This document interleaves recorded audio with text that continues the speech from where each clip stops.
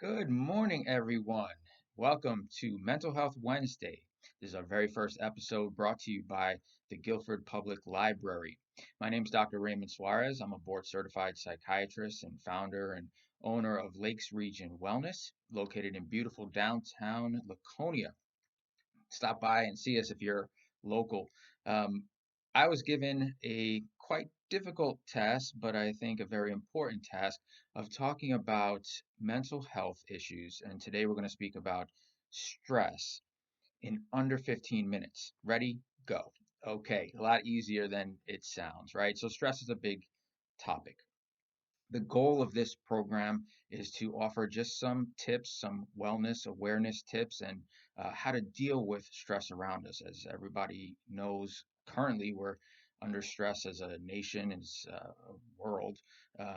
And how do we deal with that stress without coming apart?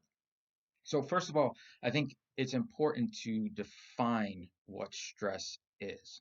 So, stress can be defined as a force that's acting upon a system. So, we would be that system. And it's important to think about the fact that this stress, this force, can be internal or external. So, the external forces are very easy to recognize. Internal sometimes are not as easy to recognize, but these are our thoughts and our emotions that we place upon ourselves. So, it is important to notice that. And there's different types of stress, as I just mentioned. There's physical stress. So physical stress would be things like, well, you just ran a marathon or you're training to run a marathon, and that's putting a physical strain on your body. There's cognitive stress. So that's the thinking part. So problem solving stress. You're preparing for a test and you're studying very difficult things, and you're having to focus for long periods of time. Well, that's more of a cognitive type stress. And then we have emotional stress, and that's our reaction to situations that cause these deep-seated type reactions to situations. And all these types of stress are equally important and cause the same types of reactions, ironically, in our body and in our mind. And so I think we need to talk about that. I think if you understand the system, then you can work to change the system. So why is stress important? Is it always bad? No, stress is not bad actually all the time. Too much stress, just like anything else, can be problematic. But stress is there for a reason. It allows us to adapt. So we're beings in the world. We're going around trying to survive, and then something happens, and stress causes us to change, and that can be a good thing. The problem happens when stress is continuous and there's too much stress in our life, and that can cause some serious problems physically and emotionally. Um, so, why does it exist and what does it do for us in us? So, what stress does is it causes a reaction in our body, in part of our nervous system called the sympathetic nervous system. So the sympathetic nervous system is more commonly known as a system that causes the fight, flight, or freeze response. So something happens and we react to it subconsciously. We don't even think about it half the time immediately. And that causes us to either fight the situation, flee the situation, or just hunker down and stay in place. And that's adaptive. That evolutionarily has caused us to survive as a species. Um, but the problem, as I said before, happens when it's not just one stress that happens and we move on or change. It's when it happens over and over and over again. And sometimes the system goes awry. And in those situations, that's when you need to work with a mental health professional to work on your reaction to stress. So that's the sympathetic nervous system that causes these things. What we're trying to do with stress relief is activate the parasympathetic nervous system. So the parasympathetic, we all like these phrases in medicine. Um, that's our rest and digest. So parasympathetic allows us to calm down and relax. It allows us to digest food. And you will notice when you get stressed out, you might see these kind of symptoms. So let's look at that. How do we recognize stress or overstress in ourselves? So again, fall back on what the system is and what it's there to do.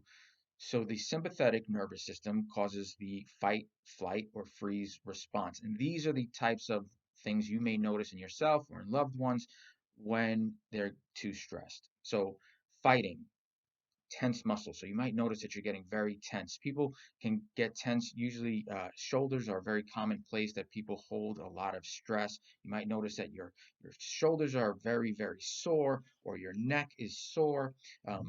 Tension, headache. So this feeling of a band that's kind of squeezing your head. That's the muscles in your scalp that are kind of clenching down and causing a headache. Those types of responses um, are for fight. You also might notice fight and flight kind of go together. So it triggers this response where you're ready to flee or fight. So again, your muscles kind of tense up. The blood gets diverted from your stomach and less important organs to your muscles in order to allow you to run or fight. Your heart rate will increase. You start to sweat. Your breathing increases to increase the oxygen in your body so that you have the oxygen needed. Um, and then you also have the freeze. So you may notice that you don't want to do anything. People stop doing what they used to enjoy doing. You might be more fatigued during the day. You're not sleeping as well. And there's also emotional things that happen due to hormonal levels and changes that um, chronic stress bring. So people may get depressed. People may get more irritable. Um, you might find that you're more moody, having these ups and downs and mood swings for no apparent reason whatsoever. These are the types of things that you might notice. Appetite is a big thing in people in either direction. Usually, acutely, as we just discussed, you lose your appetite when you get stressed. But long-term stress, there's actually other hormones like cortisol, which cause us to have an increase in our appetite. So changes in appetite, things like that are things to look for. Um, Again, irritability, depression, um, poor sleep, looking to poor coping skills. So a lot of people will fall back on what they know best, what makes them feel good in the short term. And sometimes that is things like eating, things like drugs and alcohol that work in the short term, but obviously have very bad long-term repercussions and are not a good coping strategy at all. So now we know what stress is, what it does to us, why it's working. So how do we fix that? So some of the techniques that we can use can be aimed just at that. So utilize these responses to our advantage. So if you're having this fight or flight response, use it. Exercise is a wonderful, wonderful way to get rid of some of excess stress. I know it sounds silly because we spoke about physical stress being a stress on the system, and it is. But in this situation, what we're talking about is our emotional reaction, which is causing more stress and is having a detrimental effect on us because of the buildup of all these hormones and things in our body. And using that to your advantage helps to decrease those levels. So go out for a run, do some exercise. Physical activity can help you to feel better. It also releases hormones which cause us to feel better long term. Plus, it has good effects on our body and health effects. So that's one thing you can do. Um, I like to say you can look at the situation as a whole. So I say accept, assess, adapt. Accept, assess, adapt. So accept the fact that you are feeling stressed. A lot of times we go through life and we just try to fool ourselves. No, I'm okay. Oh, someone says, "How you feeling?" I'm okay. I'm okay. Maybe you're not okay. And that's okay. You don't have to be okay all the time. So accept the fact that you're feeling stressed. But don't stop there. Assess the situation. So, what is causing the stress? Is it something I can do something about, which is why the stress is there in the first place? And if it is, try to make those changes. So, something in that sense that can help you to decrease stress would be to make a list. Lists are great. We get overwhelmed sometimes with things that we need to change, things we need to do. Make a list, prioritize that list, check it off. It feels great to just check off things that you need to do. And sometimes it helps to organize us and we realize, well, things are not as bad as we actually think they are. So change the things that you can change. Um, and then if you can't, then we need to adapt to the situation. So how are we going to adapt? Again, so I gave you a few ways that you can use this system against itself.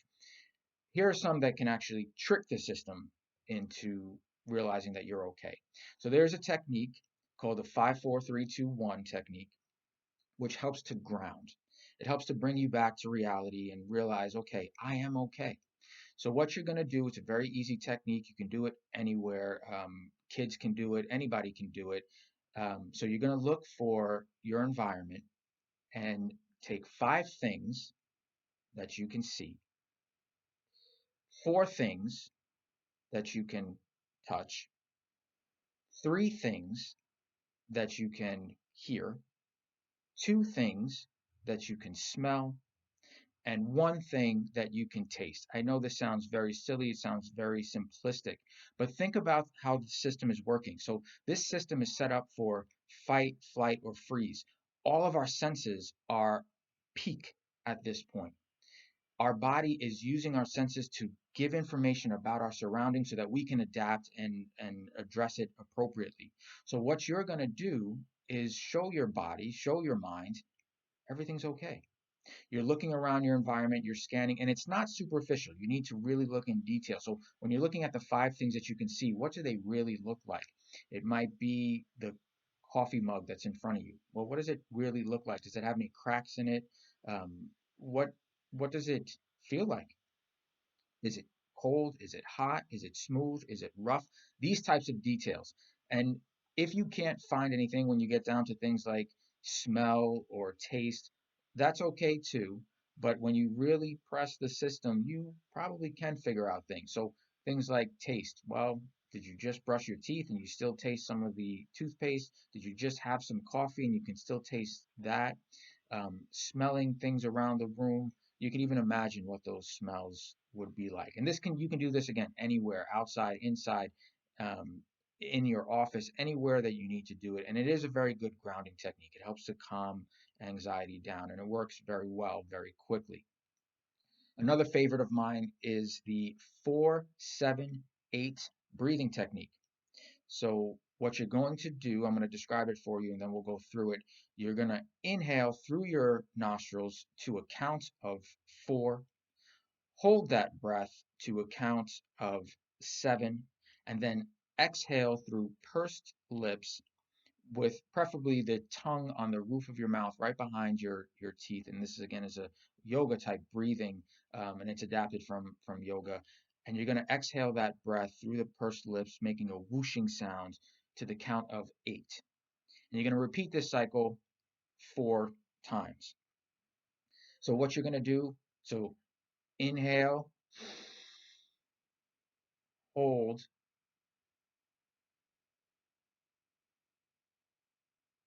exhale.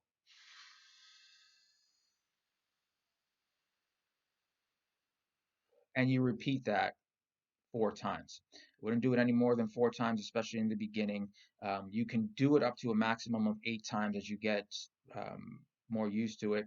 In the beginning, you may have a sensation of lightheadedness when you finish it. That's not what is meant to happen. What is meant to happen is actually is a lot of complicated interactions in the body where it changes carbon dioxide level and oxygen levels in your blood and causes some reactions to help actually decrease your heart rate. It helps to decrease your anxiety and this increase of feeling of well-being. It can decrease blood pressure over time. And you need to do this at least twice a day, preferably in the morning time and then in the evening before you go to bed. You could do it intermittently throughout the day as well. But if you do it for 4 to 6 weeks on a regular basis, you will see that there will be changes within you in positive way. So that's my 2 cents on stress, recognizing and dealing with it. I hope you enjoyed this presentation.